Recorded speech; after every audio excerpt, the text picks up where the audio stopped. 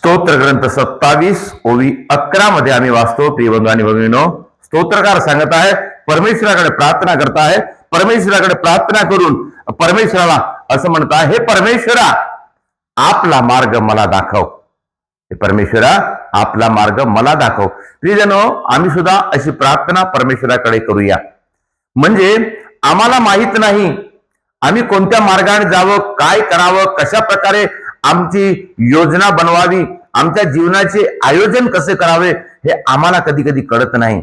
म्हणून परमेश्वराकडे आपण, हे परमेश्वरा मला तुझा मार्ग दाखव, मला तुझ्या मार्गाने येऊ दे, मला तुझ्या मार्गाचे जे मला जाणीव होऊ दे, मी चुकून जाऊ नये, मी भटकून जाऊ नये, मी स्वतःला नष्ट करू नये. म्हणून परमेश्वरा तू मला तुझा मार्ग दाखव, अशी आपण प्रार्थना करूया.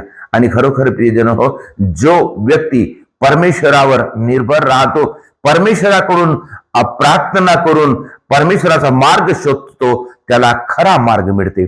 आणि परमेश्वराचा मार्ग खरा आहे. आणि परमेश्वराचा मार्ग आम्हाला नाशाकडे नेत नाही, तर परमेश्वराचा मार्ग आम्हाला जीवनाकडे नेते. परमेश्वराचा मार्ग आम्हाला सत्यामध्ये चालवते. परमेश्वराचा मार्ग कधी आम्हाला नुकसान होऊ देत नाही, तर परमेश्वराचा मार्ग आम्हाला उन्नतीकडे नेते. परमेश्वराचा मार्ग आम्हाला यशाकडे नेते.